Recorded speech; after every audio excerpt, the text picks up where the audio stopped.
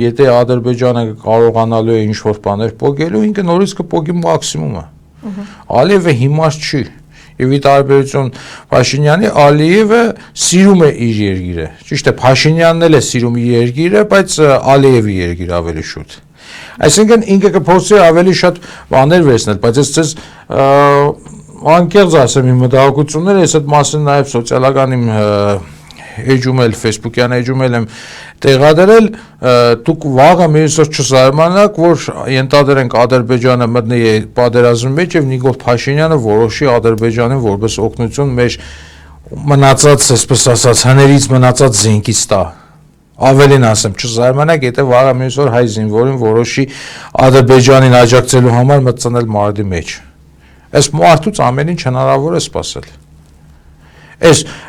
երկիրը ցավոք սերդի մեր համար չի այլևս,